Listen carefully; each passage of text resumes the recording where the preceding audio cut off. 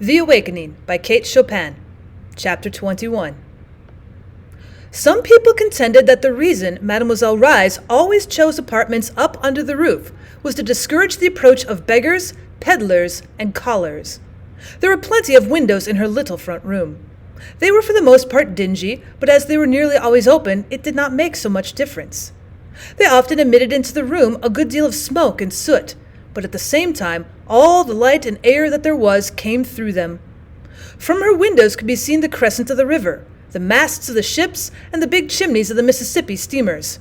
A magnificent piano crowded the apartment. In the next room she slept, and in the third and last she harbored a gasoline stove on which she cooked her meals when disinclined to descend to the neighboring restaurant. It was there also that she ate, keeping her belongings in a rare old buffet, dingy and battered from 100 years of use. When Edna knocked at Mademoiselle Reiz's front room door and entered, she discovered that person standing beside the window, engaged in mending or patching an old prunella gaiter. The little musician laughed all over when she saw Edna. Her laugh consisted of contortion of the face and all the muscles of the body. She seemed strikingly homely, standing there in the afternoon light.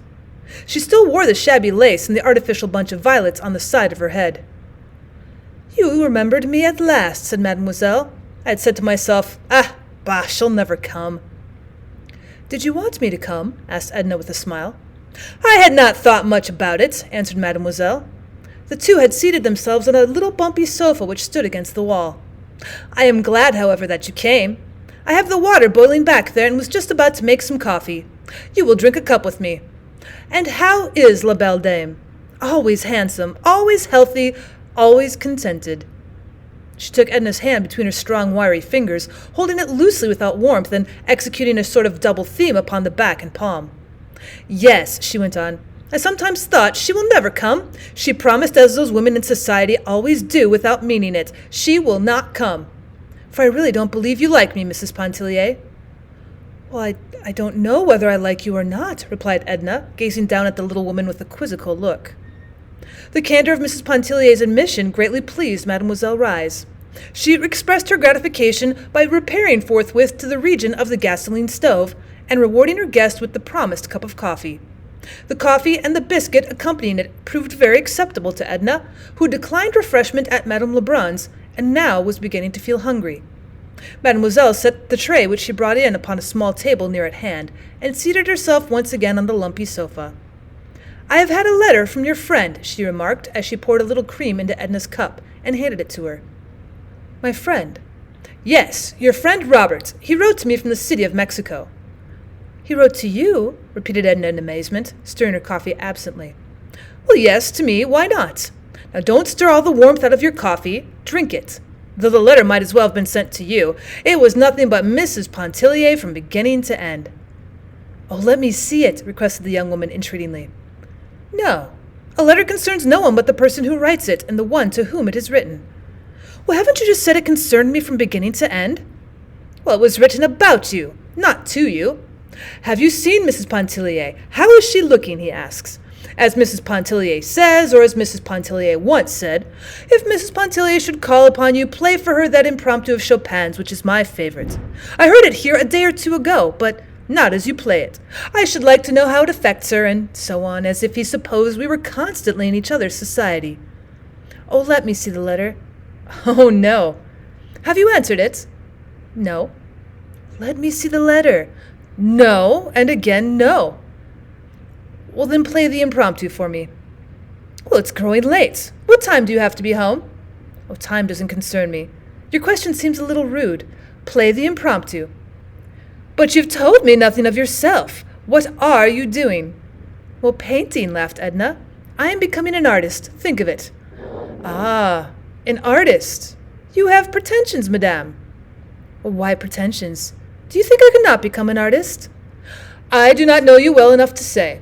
I do not know your talent or your temperament. To be an artist includes much. One must possess many gifts, absolute gifts which have not been acquired by one's own effort. And moreover, to succeed, the artist must possess the courageous soul." "Well, what do you mean by the courageous soul?" "Well, courageous, ma foi, the brave soul, the soul that dares and defies." "Oh, show me the letter and play for me the impromptu. You see that I have persistence." Does that quality count for anything in art? Well, it counts to the foolish old woman whom you've captivated, replied Mademoiselle with her wriggling laugh. The letter was right there at hand in the drawer of the little table upon which Edna had just placed her coffee cup. Mademoiselle opened the drawer and drew forth the letter, the topmost one. She placed it in Edna's hands and, without further comment, arose and went to the piano. Mademoiselle played a soft interlude. It was an improvisation. She sat low at the instrument, and the lines of her body settled into ungraceful curves and angles that gave it an appearance of deformity. Gradually and imperceptibly, the interlude melted into the soft opening minor chords of the Chopin Impromptu. Well, Edna did not know when the impromptu began or ended. She sat in the sofa corner, reading Robert's letter by the fading light. Mademoiselle had glided from the Chopin into the quivering love notes of Isolde's song, and back again to the impromptu with its soulful and poignant longing. The shadows deepened in the little room. The music grew strange and fantastic, turbulent, insistent, plaintive, and soft with entreaty. The shadows grew deeper.